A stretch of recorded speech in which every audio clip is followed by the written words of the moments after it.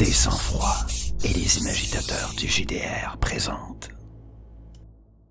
L'univers des Terres fondues est inspiré de deux œuvres, l'une littéraire et l'autre cinématographique. D'abord, le premier tome de la saga La Tour sombre de Stephen King, Le Pistolero, puis de l'œuvre imaginée, co-scénarisée et réalisée par George Miller, Mad Max. Cet actuel play est une expérience de jeu de rôle solo écrit et présenté en fiction augmentée. Et comme il s'agit entre autres d'un hommage à Stephen King, certains passages sont destinés à un public très averti, car ils pourraient vous marquer à jamais. Mais je vais commencer plutôt sagement. Prologue. Je m'appelle Maze. J'ignore l'âge que j'ai exactement. Le temps s'écoule de bien étranges façons sur ces terres arides. Disons seulement que je commence à me faire vieux et que je suis l'un des derniers gardiens de la grande âme. Avant que, ce que les anciens appellent la saison des 1000 soleils où tout brûla, cette terre, selon leur dire, s'appelait autrefois les Territoires Unis, ou États-Unis, tout dépendant de l'ancêtre qui vous radote cette vieille légende, et qu'il faisait bon y vivre. Des plaines verdoyantes à perte de vue qu'il raconte. Foutaise, ouais. Si un tel paradis a jadis existé, il n'en reste plus rien, à part de quoi nourrir les contes, afin de faire briller les yeux des enfants, affamés par la privation et assoiffés d'espoir. Aujourd'hui, d'un océan à l'autre, que j'ai chevauché, les terres fondues ne sont que déserts quasi stériles où la souillure infecte tout. Je suis moins affecté que les autres par elle, moi qui ai vu le jour dans le dôme. Je ne garde presque aucun souvenir de mon enfance. J'ai oublié le visage de mon père et celui de ma mère. Je me souviens cependant de mon grand frère. Nous étions si proches. Je me souviens de sa mort, une mort terrible, et ce même jour, on s'est débarrassé de moi. Et j'ai ouvert les yeux sur les terres fondues. Tout est flou maintenant lorsque je tente de me remémorer mon enfance.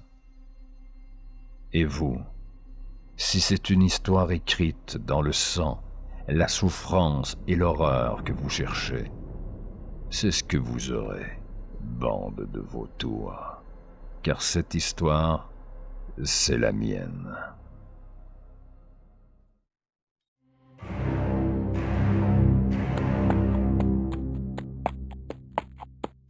Trimballé mollement sur le dos de mon cheval, je sens mon attention se relâcher.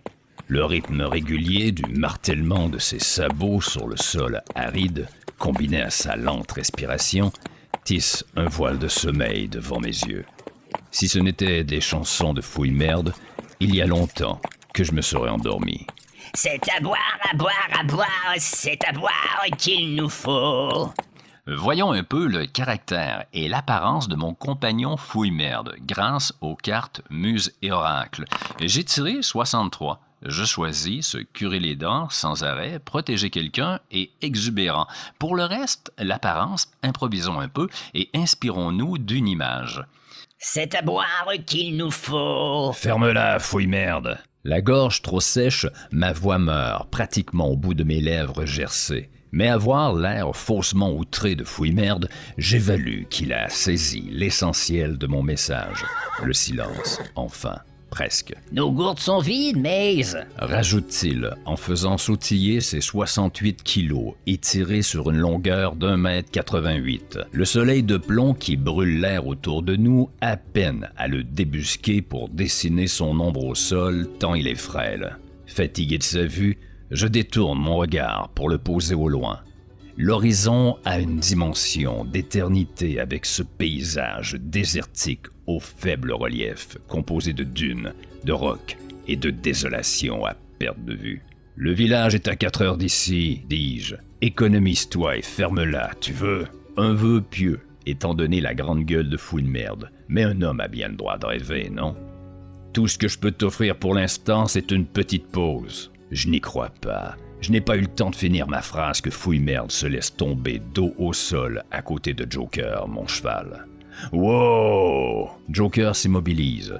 Avec lui, pas besoin de tirer les rênes. Il obéit à une dizaine de mots et à 4 ou 5 signes de ma part. Un bon cheval, si Fouille-Merde pouvait être aussi collaboratif. Un fourmillement mordille mes jambes aussitôt au sol. Je fais quelques pas pour m'en débarrasser. Souvent avec moi, sur le dos de Joker, accroché derrière, Shiro saute à son tour par terre d'un pas souple et félin, malgré ses 70 ans bien sonnés. À présent, le caractère de mon deuxième compagnon, Shiro, resté silencieux jusqu'ici, heureusement, carte muse et oracle numéro 12. Je choisis noble et garder en tout temps son sang-froid.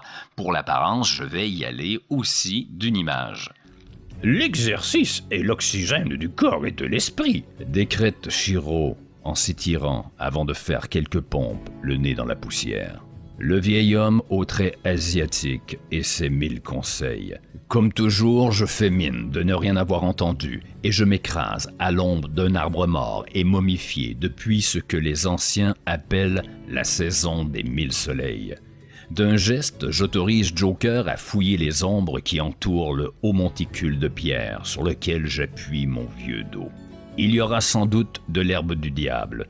Ironie des dieux, l'une des seules plantes à pousser un peu partout dans les terres fondues est toxique, causant des brûlures d'estomac à vous faire regretter l'époque des seppuku.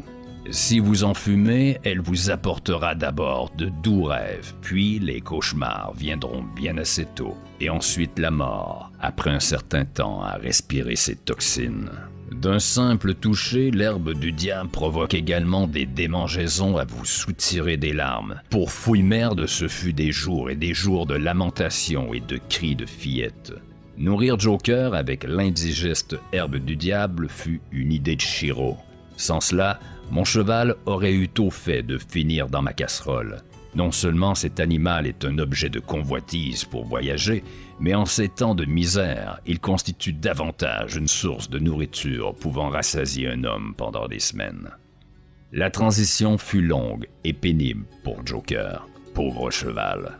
À chaque ration, j'introduisais de plus en plus d'herbe du diable dans sa maigre pitance. Plus d'1 année fut nécessaire pour qu'il n'en soit plus incommodé. J'ai tenté le même processus sur moi, mais les résultats se voulaient systématiquement semblables, brûlures et vomissements. L'herbe du diable n'a rien de bon à offrir aux hommes, hormis une mort lente pour celui ou celle qui devient accro à sa fumée. Bienvenue sur les terres fondues. J'ai soif! Les bras en croix, étendus sur le sol craquelé, Fouille-Merde gémit vers le brouillard brun orangé qui nous sert de ciel et qui recouvre perpétuellement notre monde. J'ai soif! Répète-t-il, restant la bouche ouverte, offerte au ciel, une foutue brindille toujours accrochée à ses lèvres. S'il attend l'appui, seul son fossile y goûtera un jour. Contrairement aux conseils incessants de Shiro, que j'arrive la plupart du temps à ignorer, je suis incapable d'entendre Fouille-Merde sans avoir envie de lui faire bouffer ses propres boyaux. Il mérite bien son surnom, celui-là. J'ai soif, Maze! Sans me relever, je lui lance la petite ourtre, lacée à ma ceinture, qui atterrit à 10 cm de sa tête. Zut! J'aurai peut-être plus de chance de l'assommer la prochaine fois. Toujours au sol et sans quitter le ciel marron des yeux, il étire son bras et prend la gourde et boit, avidement. Fais chier, Maze! Tout ça de Fouille-Merde à 4 pattes en train de cracher sa gorgée. C'est de la pisse! Ouais, Tu m'as fait boire de la putain de pisse, mec! ouais, C'est pas cool, Maze, tu sais! ouais. Pourquoi tu traînes ta pisse, mec? C'est pour désinfecter les plaies. C'est Shiro qui a répondu entre 2 redressements assis. Pourquoi tu m'as fait boire ça, Maze? Shiro l'a dit, Fouille-Merde, c'est pour les plaies. Ha ha ha, très très drôle, les gars, vraiment très drôle! Ronchonne Fouille-Merde en me lançant l'outre que j'attrape aisément malgré la vigueur qu'il y a mise. Maintenant, j'ai plus soif que jamais! Shiro a terminé son entraînement quotidien. Il vient s'asseoir près de moi, à la fraîcheur que dispense la combinaison d'ombre et de rochers. « Tu devrais aussi m'entraîner, je sais, » dis-je en me relevant. J'aurais beau dire, mais sans Shiro, je ne serais pas l'homme que je suis devenu aujourd'hui. C'est lui qui m'a trouvé, adolescent, à moitié mort, croûteux de sang et brisé dans la décharge du dôme, il y a, plus de 40 ans déjà? Les 5 années suivantes, il m'a tout appris de la difficile vie sur les terres fondues, moi qui n'y avais jamais mis les pieds. Comment s'en nourrir, s'en vêtir, s'en abreuver et s'en sauver parfois. Maintenant debout, face à mon ombre qui se détache de mes bottes blanchies de poussière, je dégaine mon revolver, encore et encore, au point d'avoir mal au bras. Je rivalise contre mon double monochrome et éthéré, puis je recommence avec l'autre bras. Je n'étais pas ambidextre, mais Shiro prétendait que l'on pouvait tout faire si l'on voulait vraiment. « C'est bien, Maze, m'encourage Shiro. Continue. » Juste pour le contrarier, je m'arrête. De toute façon, je veux atteindre le village avant la nuit. Les ténèbres recèlent 3 fois plus de danger que le jour. Les purs, les chacals, les souillés, les cannibales, les bandits de grand chemin comme les gazeux. La liste est interminable.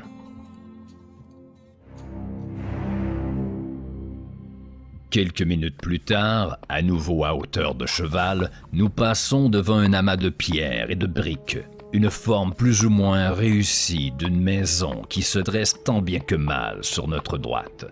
2 trous noirs, comme les orbites vides d'un crâne, font office de fenêtres de part et d'autre de la plus grande brèche, qui sert sans doute de porte. Dans la pénombre de celle-ci, dansent des ombres fantomatiques qui prennent lentement corps.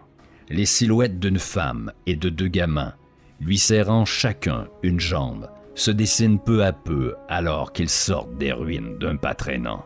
À voir le teint cadavérique et les joues creuses de celle que je suppose être la mère, l'impression d'être en présence de fantômes s'accentue. On peut presque voir leur ossature à travers les guenilles qui les recouvrent, et le peu de peau qu'ils ont est brune de crasse et galeuse de plaies. Je leur donne 5 jours avant d'atterrir dans l'assiette des vautours. Anticipe Fouille-Merde. Putain, à croire que ce monde a été créé pour ces sales oiseaux. Nous pourrions les prendre avec nous, suggère Shiro, accroché à mon dos. Si tu cèdes ta place, c'est d'accord. Seul le silence fait écho à ma proposition. Sur les terres fondues, c'est chacun pour soi sur la route. Sinon, c'est la mort. Nous passons devant les 3 morts vivants sans qu'ils ne tentent un geste vers nous. Ils tiennent à peine debout. Alors que Shiro et Fouille-Merde argumentent sur la nécessité ou pas d'aider son prochain dans ce monde sans pardon, je laisse tomber un morceau de crotale séché et salé au sol. C'est ça, la divine providence des terres fondues. Un mélange de remords et d'aveuglement volontaire. Bon, tirons une carte Muse et Oracle pour savoir si le reste du voyage de Maze et ses compagnons se passera sans encombre. 35. Non, mais. Et là, je vois un mot qui m'intéresse. Canine. Je plisse les yeux en direction du mont Davis. Encore 1 heure et nous y serons à ce foutu village. Wow! D'une main, je caresse l'encolure de Joker pour le rassurer et le calmer. C'était quoi ça? C'est la voix d'une femme ou d'un gosse? S'interroge Fouille-Merde. Je leur annonce, il n'y a qu'une façon de le savoir. De mémoire, il y a un lit de rivière asséché à moins de 150 mètres devant nous, près des dunes là-bas. Ça semble provenir de là. Je saute au sol et traîne Joker jusqu'à un tronc d'arbre mort pour l'attacher. La chose faite, je vérifie mes 2 Colt Peacemaker calibre 45. 12 balles prêtes à cracher. Et... Lançons maintenant un D20 pour déterminer le nombre de balles à mes 2 ceinturons. 7. C'est pas des masses. Et 7 accrochés à mes ceinturons. Pas de quoi décorer et faire briller mon tour de taille. Vivement le ravitaillement une fois au village. Vous restez ici, vous 2, et vous surveillez Joker. De vous 3, il est le plus cher à mes yeux, compris? Alors que je m'éloigne, j'entends Fouille-Merde. Grand sentimental, va! Je sais que tu nous aimes au fond! Je me retourne et lui envoie un signe de mon amour. Un doigt d'honneur bien haut. Ici, je vais faire un jet de se bouger le train pour savoir si je m'approche de l'origine des lamentations avec une certaine discrétion. Mais comme je ne fais rien pour vraiment l'être, comme ramper au sol, je vais mettre une bonne difficulté, 4. Moi, j'ai 2 en me bouger le train. Donc, des 20 moins 2. C'est un 11, donc je réussis, mais le mais sera une couille dans le potage. Les semelles de mes bottes viennent rencontrer le sol, comme des lèvres en rencontrent d'autres pour un baiser, lentement. J'avance à pas de loup, alors que les plaintes s'intensifient devant moi. J'approche de l'ancien lit de rivière. Inquiet, mon regard plissé va vers le soleil qui avoisine de plus en plus l'horizon des plaines, à l'ouest. Il ne me reste qu'un peu plus d'une heure de clarté. 1 minute de perdu ici, c'est l'ajout d'1 minute au risque inconsidéré à voyager de nuit. Je presse le pas, ignorant la discrétion pour gagner en rapidité. Au bord de la rivière morte et asséchée, je me fige. Au fond de la petite gorge, un chacal gémit, les 2 pattes arrière soudées dans un piège de métal rouillé. Leur cri, lorsque empoigné par la douleur, ressemble effectivement à celui des humains. C'est un spécimen de bonne taille, mais j'ai déjà vu plus gros. On raconte que les chacals d'autrefois pesaient dans les 25 kilos pour 60 cm au garrot. Un chien, quoi. Rien à voir avec ce qui agonise devant moi au fond du ravin. La bête fait au bas mot 80 kilos et ses dents surdimensionnées dépassent de sa gueule humectée de bave et de rage. Ses griffes, elles, en forme de sabre, peuvent mettre à l'air vos intestins en un seul passage. C'est ça l'effet de la souillure. Chaque être vivant, animal ou humain sur les terres fondues la porte en lui. La souillure déforme votre corps et gangrène votre esprit. Les plus chanceux ne se voient que transformés légèrement, mais pour les plus souillés, ils deviennent plus monstres qu'humains. La souillure est dans l'eau que l'on boit, dans la nourriture que l'on ingurgite, dans l'air que l'on respire. Impossible de totalement y échapper, hormis ceux du dôme. Je cherche du regard l'appât qui a attiré le chacal dans ce piège. Il faut vraiment être désespéré pour se rabattre sur ce prédateur comme source de nourriture. Les chacals forment habituellement des meutes d'une demi-douzaine d'individus et leur chair est aussi coriace que du bois, de quoi chier des bûches pendant 1 semaine. Je ne vois rien qui ressemble à un appât. Merde, l'appât, c'est le chacal et la cible, c'est moi. Je dégaine mon revolver de droite. Ah! Trop tard! Une douleur vive vient exploser au milieu de mon dos. Un deuxième sifflement se fait entendre à ma gauche. Je pivote, mettant le genou au sol, juste à temps pour voir une pierre frôler le rebord de mon chapeau. Une fronde, assurément, vu la vitesse du caillou et la douleur qu'a suscité le premier projectile qui m'a percuté le dos. Le souffle court, je pointe déjà mon arme, mais aucune cible devant mon canon. Dune et bosquet faméliques. Rien ne bouge hormis le vent qui joue avec les rarissimes éléments du décor. « Montrez vos sales gueules, lâches !» Je sais qu'ils sont au moins 2. Dans le ravin, le chacal s'est tu. D'où je suis, accroupi, je ne le vois plus. Je dois me fier à mes sens. Je ferme les yeux. J'écoute le vent et ses rumeurs. Rien. Puis, enfin, le sifflement d'une lanière de cuir que l'on fait tournoyer. Mon doigt presse la détente alors que je suis encore aveugle. Ici, confrontation entre mon action dégommée à distance à 6, le maximum qu'un humain peut avoir, je suis un as du revolver, comparé à celui de l'un des ennemis qui a 3 pour dégommer à distance avec sa fronde. J'ai l'avantage de l'arme, +1, j'ai l'avantage de la protection, un autre +1, mais je trimballe désormais une blessure au dos, -1, et j'ai -1 pour le désavantage numérique. Ils sont 2 à me piéger. C'est donc, on reste donc à 6 contre 3, je lance un des 20 + 3, c'est un total de 10, une réussite partielle par la peau des fesses. C'est réussi, mais... Un nuage de poussière apparaît là où l'être que j'ai buté s'est effondré à 15 mètres de moi. Je commence à peine à esquisser un sourire qu'une pierre vient s'écraser contre ma hanche. La douleur explose comme un courant électrique dans tout mon corps. Celui-ci se raidit malgré moi et je tombe vers ma droite, dans le lit de l'ancienne rivière. Je compte au moins une demi-douzaine de tonneaux avant que la dégringolade ne se termine abruptement. Un son de métal a sonné le glas de ma chute. Putain de merde! Le piège que retient ce foutu chacal. Les yeux encore fermés pour éviter d'être aveuglé par la poussière, je sens quelque chose d'humide dégoûter sur mon cou.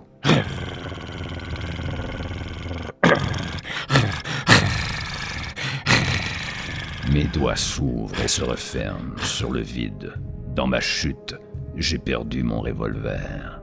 Le deuxième, lui, est coincé sous mon poids.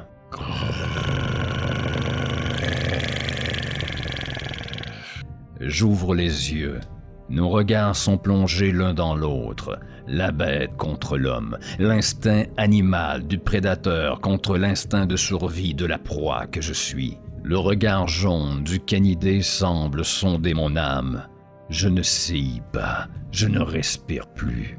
Nos têtes, à 50 cm l'une de l'autre, lui me surplombant, je décide de ne pas être une proie. Je crois qu'un jet de garder son sang-froid s'impose ici. J'ai 3. Je juge que c'est une énorme difficulté d'être nez à nez devant ce monstrueux chacal, surtout dans ma position. Donc, 1,5. D20 moins 2. Oh, c'est un 17 en tout. Donc, c'est un oui, je réussis. Pour l'instant, l'animal ne m'attaque pas. Un éboulis de gravier à ma gauche annonce l'arrivée d'une silhouette en haut du ravin qui nous domine. Le grognement du chacal a pris pour cible le nouvel arrivant. L'homme qui me regarde de haut est nu. L'homme. Le mot ne convient plus pour lui. Il est désormais autre chose. La souillure a fait son œuvre et l'artiste n'y est pas allé de main morte. À ce stade de la mutation, les habitants des terres fondues ont pour l'habitude de les appeler démons. Sur tout son corps, massif et difforme, des pustules gros comme des œufs ruissellent d'un pus jaunâtre et visqueux. Sous son aisselle gauche, ce que j'avais d'abord pris pour un furon encore plus impressionnant que les autres, est en fait une deuxième tête, sans nez et sans oreille, où un unique œil s'agite de spasmes fous, regardant dans toutes les directions et nulle part à la fois. Les jambes qui supportent cette horreur doivent sacrément souffrir, elles qui semblent n'être faites que d'os recouverts de peau. De loin, on pourrait les prendre pour des géchasses. Son regard se pose sur mon revolver qui gît dans le sable à 3 mètres de moi. Son sourire, du moins sa tentative d'en esquisser un, ne laisse aucun doute. C'est la faim qui joue sur ses lèvres bourgeonnées de boutons de fièvre, et c'est également ce que je perçois dans ses yeux globuleux injectés de sang qui se posent maintenant sur moi. Comme pour répondre au sourire du démon qui nous observe, le chacal au-dessus de moi dénude ses crocs et grogne de plus belle, me souillant davantage de bave. L'animal a compris qui était la réelle menace, pour l'instant. Faisant tournoyer sa fronde à hauteur de hanche, le monstre amorce sa descente vers nous. Sur ce terrain accidenté et pentu, ses jambes décharnées et son pas incertain rendent le trajet périlleux. J'attends le moment, et le moment vient. Pour ne pas trébucher sur la pente, la chose descend son regard sur ses pieds. Une toute petite seconde, il ne m'en faut pas plus. Ma main gauche, coincée sous ma cuisse, s'est refermée depuis un moment sur mon deuxième revolver dans son étui. Pas le choix. Je me roule contre le chacal, le bousculant pour libérer l'arme. Devant mon mouvement, le démon répond au quart de tour, tendant le bras pour libérer la pierre de l'effet gyroscopique. Dégommé à distance à 6 contre le 3 de la fronde de l'immonde créature. J'ai encore l'avantage de l'arme et de la protection, plus 2, mais j'ai maintenant moins 2 de blessures. Donc toujours un écart de 3 en ma faveur qui se transpose sur le dé. Je lance une fois de plus D20 plus 3. C'est un total de 16 réussi. La pierre, ainsi que la lanière qui la retenait, s'envolent vers le zénith. La chose, désormais les mains vides, s'est immobilisée dans la pente. Une rigole de sang et de pur rougeoie son cou et vient zigzaguer à travers les pustules qui pendouillent sur son torse. La petite tête sous son bras pousse un horrible cri de bambin. Un seul. Le démon dégringole, comme je l'ai fait 1 minute plus tôt, et se fige, mort, dans une position grotesque. Le minuscule œil de la tête miniature m'observe, une once de reproche dans sa pupille unique, puis se ferme lentement. C'est là que je prends conscience du corps chaud contre mon dos. Le chacal. Je roule comme si ma vie en dépendait, car c'est le cas. C'est mon action se bouger le train contre l'action casser des gueules du chacal. Heureusement, l'animal est en plus piteux état que moi et retenu par un piège. Mais je n'ai que 2 de base en se bouger le train. Je suis un vieil homme incommodé par d'anciennes blessures. Et avec celle que j'ai prise un peu plus tôt, j'ai un beau 0 contre 1 pour m'éloigner sans subir une douloureuse morsure. Des 20 moins 1. Et c'est 17! Yes! Décidément, la chance est avec moi. Réussite. Je roule sur moi-même, faisant fi des pierres au sol qui viennent titiller mon dos déjà blessé et douloureux. Je m'immobilise dans un nuage opaque de poussière, le bras tendu qui se termine par mon revolver. Le chacal me regarde, hors de portée, une haine sauvage illuminant le jaune de ses yeux.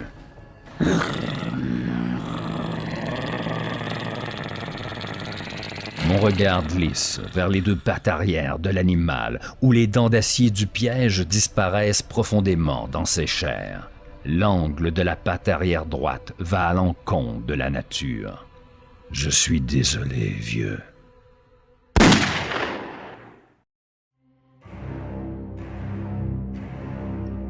Au loin, le village est déposé sur les courbes de l'horizon, délicatement, comme un bateau de papier sur l'eau. Paradise City. 2 hyperboles. On est loin de ma conception du paradis ici, et ce village n'est assurément pas une ville, avec ses 70 habitants, poules mutantes comprises. Je souffle le son d'un baiser, et Joker se met aussitôt à accélérer l'allure. Le vent qui s'est levé caresse les morsures qu'a laissé le soleil sur mon visage de cuir. Je savoure cet instant de tranquillité, ce flottement, alors que la mort embrasse la naissance, la mort du jour et l'enfantement de la nuit. Sur le panneau de bois pourri qui affiche le nom trompeur du village flotte un bandeau noir. Les gens de Paradise City attendent ma venue. Je ralentis devant l'enseigne et défais le nœud qui retient le bandeau. La mort est arrivée. Toutes tes armes sont prêtes, Maze? Me demande Fouille-Merde. Ouais. Il faudra te procurer des munitions ou ce qu'il faut pour en fabriquer. Ouais. Pourquoi j'endure ce moulin à paroles? Lorsque ce truand de Fouille-Merde nous est tombé dessus, Chiro et moi, ma haine à son endroit était aussi implacable qu'un soleil d'été à mi-course. Mais je devais ravaler ma colère. Fouille-Merde avait son utilité, et lorsqu'on est utile sur les terres fondues, on a des chances supplémentaires de rester en vie. En tant que voleur, il était merdique. Mais comme mécanicien, il savait y faire avec les engins et les armes de l'ancien monde. Je sais maintenant comment faire fondre et mouler les différents métaux pour réparer mes armes et fabriquer des munitions. J'en suis reconnaissant à Fouille-Merde, mais je le serais davantage s'il la ramenait moins avec sa grande gueule. Ce que tu t'apprêtes à faire dans ce village, personne ne devrait en posséder le droit, Maze, fait la voix éraillée de Chiro, comme s'il avait crié pendant des jours, lui qui ne lève jamais le ton. C'est contre nature. Je me retourne sur ma selle pour le regarder. Il faut bien manger, Chiro. Pas très philosophique, je sais, mais pragmatique. Il fait ça pour vivre! Me défend Fouille-Merde. Lâche-le un peu, le vieux! Derrière moi, Fouille-Merde et Chiro commencent à argumenter, à savoir qui je suis réellement, un truand ou un homme de bien. Étant donné ce que je m'apprête à faire, je pencherai pour les arguments de Chiro. Je ne suis pas le gentil de cette histoire.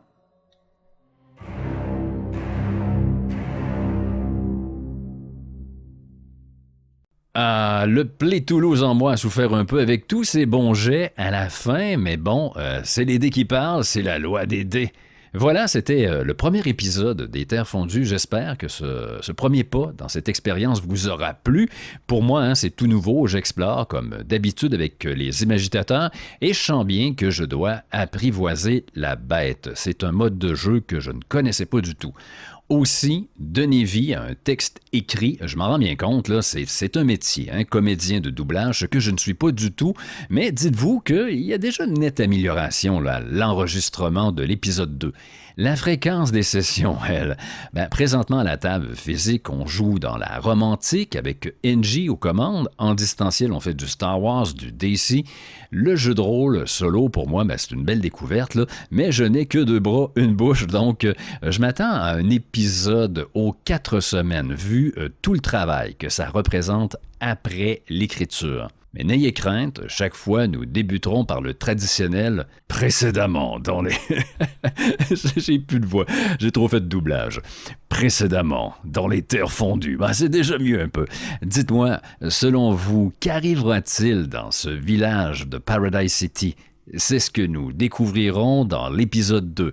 D'ici là, explorez votre JDR, imaginez-le, brassez-le. Éric Dessanfroid qui vous dit à la prochaine. Ciao!